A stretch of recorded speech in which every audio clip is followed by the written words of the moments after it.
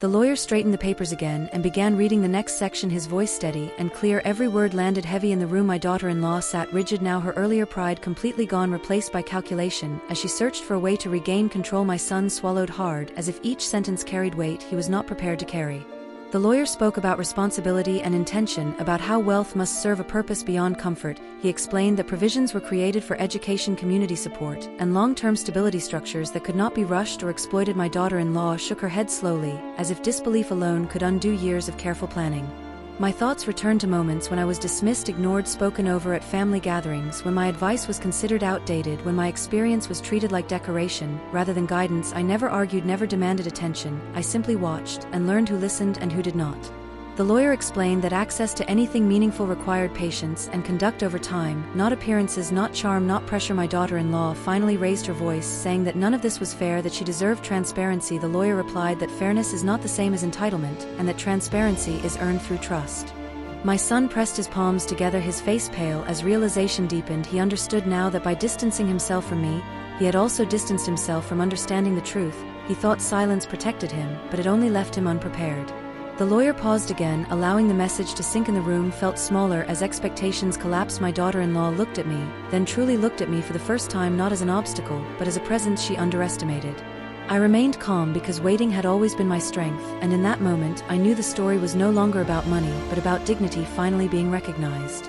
The lawyer took a slow breath before continuing, as if even he respected the weight of what came next. The room remained silent, but the tension had shifted. It was no longer sharp, it was heavy, like truth settling into places it had been avoided. My daughter-in-law sat with her hands folded tightly, now no longer pretending control. The lawyer explained that there was a separate document created years earlier, one that detailed guardianship of values. Rather than money, it outlined who would guide decisions and protect the vision behind the estate. My daughter-in-law leaned forward, hopeful for a moment, before her expression fell again when she realized her name was not mentioned. My mind drifted to the years I spent learning, quietly studying contracts, asking questions without revealing fear. I had been underestimated my entire life, and I learned to use that to my advantage. People rarely guard themselves against those they believe harmless.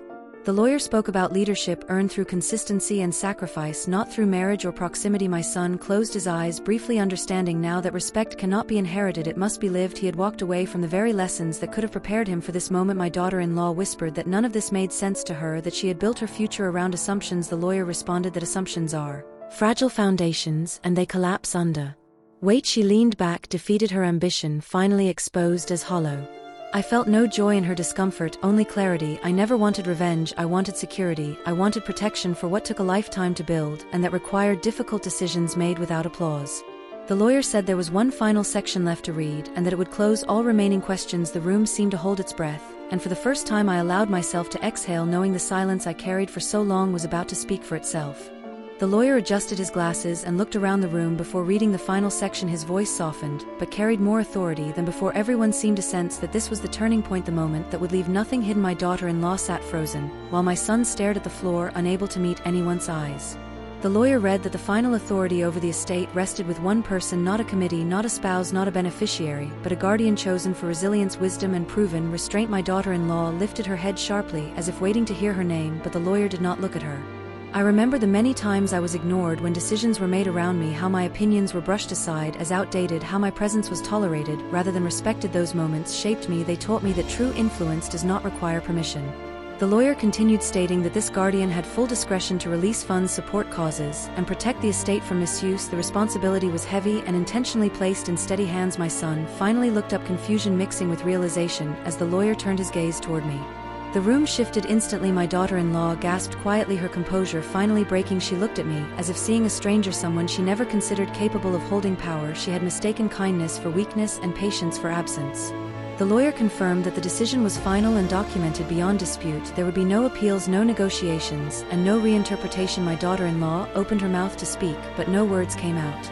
I sat still, feeling the weight of recognition settle over me, not as victory, but as acknowledgement of a lifetime spent surviving, adapting, and protecting what mattered most. The room remained silent after the lawyer finished reading, as if no one trusted their own reaction. My daughter-in-law stared at me, her face pale, her certainty completely gone. The story she had built in her mind had collapsed, and she did not know where to place the blame.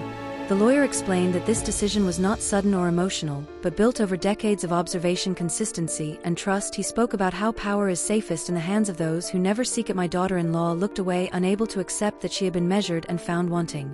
My son leaned forward, finally speaking, his voice low and unsure. He asked why I never told him any of this. I looked at him calmly, and reminded him that he never asked. He assumed my life was simple because I made it look that way. Strength often appears invisible until it is needed. The lawyer added that protection does not always look like generosity, and that boundaries are a form of love meant to preserve, not punish. My daughter-in-law shook her head slowly, realizing that everything she tried to control had slipped beyond her reach. I felt no anger, only distance, the kind that comes from understanding that some relationships change forever once truth is revealed. I had carried silence as armor, and now that armor had done its job. The lawyer closed the folder and stated that the reading was complete. The estate would move forward under the outline guidance, and no further discussion was required. The room felt empty, even though everyone was still sitting there. As we stood to leave, I felt lighter, not because I gained authority, but because I no longer had to explain myself. Silence had finally spoken clearly enough.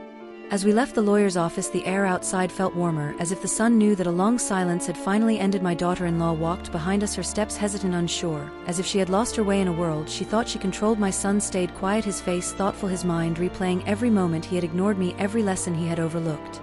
I thought of the years of quiet preparation, the nights spent learning documents, the careful planning no one ever saw or acknowledged, and how all that time had built a foundation stronger than anyone imagined. I realized that my power had never been about money, it had always been about foresight, patience, and the courage to wait. My daughter-in-law tried to speak once more, saying that she had never been warned that the future could be withheld like this, but I did not answer, because the truth is never about warning, it is about observing, it is about knowing when to act and when to wait. She had misjudged me completely, and that was her mistake. My son finally spoke to me gently, asking how I managed to stay so composed through everything. I smiled softly, and told him that composure is a skill earned through endurance, through facing loss without surrender, through understanding that some battles are not fought with noise, but with quiet strategy. The journey home felt different every step. I carried a sense of completion, not from revenge, but from recognition, not from proving a point, but from simply being acknowledged as someone who had always deserved to be seen. My daughter-in-law remained in the background, a shadow of ambition, unprepared for the reality of patience and subtle power. I realized then that life often rewards those who quietly build strength, those who adapt, those who survive without needing applause, and that sometimes the greatest victories are invisible until they are revealed in moments like these, moments that reshape understanding and command respect without force. The days after the reading passed slowly. My daughter-in-law avoided me, her presence quiet, as if she had realized that power is not taken by force but recognized through endurance. My son spent hours reflecting, asking questions he had never asked before, and listening to stories he had never cared to hear before. I finally shared pieces of my past, the struggles, the sleepless nights, the sacrifices no one had acknowledged. He listened with humility, finally seeing the woman he had ignored for so long. I realized that respect is not given automatically, it is earned through observation, patience, and consistency. My daughter-in-law could not understand this because she had grown up in a world that rewarded noise and impatience. She had believed charm and boldness could replace years of effort and wisdom, but the truth is they cannot. She had miscalculated the depth of quiet strength, she had underestimated a lifetime of preparation. I spent the following weeks organizing what mattered most, not only the estate but the values behind it, the people who needed support, the causes that deserved attention. I did not gloat, I did not speak loudly about victory, I simply acted with precision and care, and the people who mattered noticed the difference. They saw the pattern, the planning, the thoughtfulness, and they understood that true power often moves silently. My son stood by me more than ever. He asked advice, he consulted, he respected my insight, and I realized that generations can learn if they are willing to observe and listen. He finally recognized that my silence was never weakness, my patience was never passivity, my composure was never ignorance. It had all been strategy, resilience, and foresight working quietly over time. My daughter-in-law remained distant. She learned what many only learn too late, that underestimating someone who endures and adapts can cost more than any monetary loss. It can cost influence, it can cost opportunity, and it can teach humility in a way no lecture ever can. She left the chapter of arrogance behind. Whether she understood it fully or not, she had been corrected by life. I walked through the house one quiet evening, looking at the rooms where memories had been built and sacrifices made. I felt no anger, I felt completion, I felt recognition. I had survived losses, endured betrayal, and still preserved what mattered most. I realized that true strength does not announce itself, it waits, it protects, it guides, and it endures without applause. In that silence I understood fully that my journey had always been about more than money, more than titles, more than recognition. It was about proving to myself that endurance, integrity, and foresight matter above all else, that dignity can be maintained even when ignored, and that the quietest voice in the room can be the one who ultimately shapes the outcome. And so I lived the days ahead, not seeking revenge, not flaunting authority, but embracing the power that comes from surviving and planning, from understanding and observing, from being patient and unshakable, from standing quietly while the world assumed weakness, and then quietly teaching the lessons only experience can offer. My life became a testament to resilience, a living proof that those underestimated and overlooked can rise silently and command respect without demanding it. I was sitting in the last row of the lawyer's office that day. The room felt cold and distant, and no one bothered to look at me. My hands were folded tightly in my lap, and my breathing was slow and controlled. My daughter-in-law sat at the front of the room with perfect posture, and a smile full of confidence. She had her friends beside her whispering softly, as if the decision had already been made and nothing could change it. They believed I was invisible, just an old woman whose time had passed. They thought my silence meant I did not understand what was happening. They thought years of staying quiet had made me weak. For so long I cooked their meals, raised their children, cleaned their homes, and never asked for credit. My son once loved me deeply, but after his marriage he slowly replaced respect with ambition, and forgot who stood behind him when he had nothing. The sound of papers filled the room as the lawyer cleared his throat, and suddenly the air felt heavy. My daughter-in-law crossed her arms and leaned back in her chair, her eyes shining with certainty that the fortune belonged to her. The number $77 million seemed to glow in her expression, but it never touched my heart. Money never shaped my life. Hardship did. Hunger did. Long nights of worry did. I remembered winters without heat and days when food was scarce. I remembered broken promises and lessons learned the hard way, and still I stood firm because survival taught me strength long before wealth ever existed in my world. They believed the will would be simple because they believed my life was simple. No one ever asked me questions. No one ever listened closely enough to hear what silence carries inside it. When the lawyer finally looked at me, it felt like the first time anyone truly saw me. My daughter-in-law quietly said that I was out of the money, and at that moment the lawyer smiled and began to laugh, and he could not stop.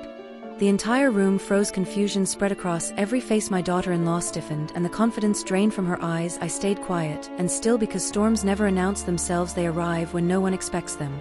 The lawyer spoke about trusts and protections built over many years, structures designed to honor resilience rather than greed. My daughter-in-law leaned forward, now her voice shaking as she asked what that meant. The lawyer looked at her, and then looked at me again with a knowing expression that made my heart steady.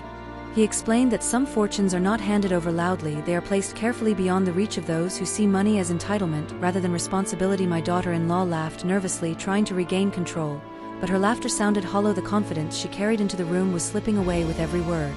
I stayed silent, listening, watching, breathing evenly, because this moment was not about revenge, it was about truth unfolding at its own pace. I watched my son struggle with realization as memories crossed his face. Moments he ignored, moments he dismissed, moments when I stood quietly behind him while he climbed higher and forgot who built the foundation beneath his feet. The lawyer paused and said there was more to read, and that the most important part was yet to come. My daughter-in-law swallowed hard, and suddenly the room no longer felt cold, it felt alive with tension and anticipation, and I knew deep inside that everything they believed about me was about to change.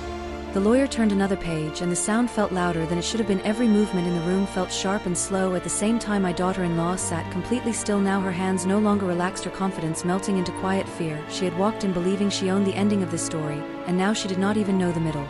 The lawyer spoke about years of planning done quietly, without witnesses, without announcements, without drama.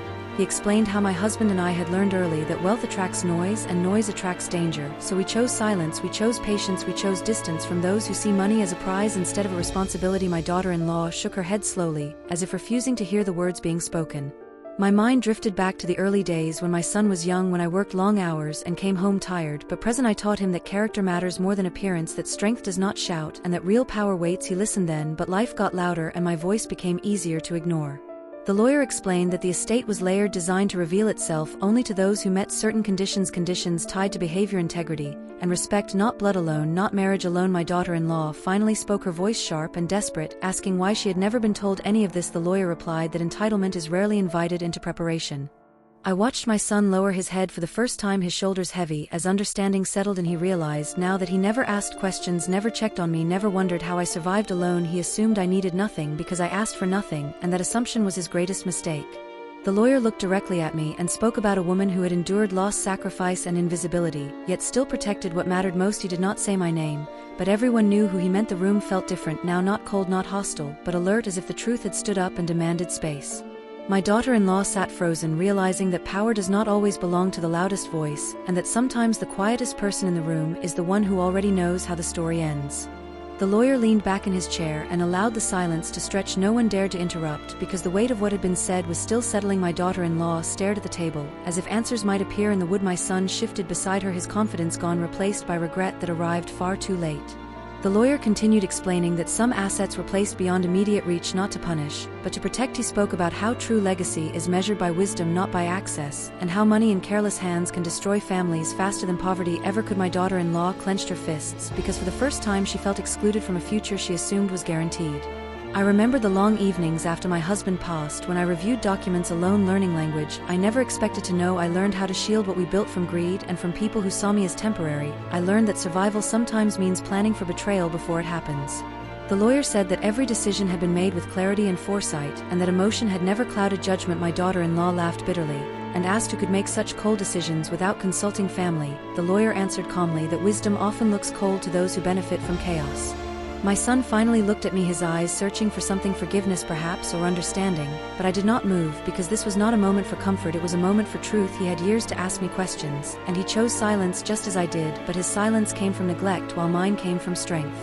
The lawyer stated that the next section of the will would clarify everything, and that no assumptions would survive what was written next. The room felt tight as everyone leaned forward waiting for confirmation or collapse, and I felt a calm settle over me because I had lived with this knowledge for years without needing validation.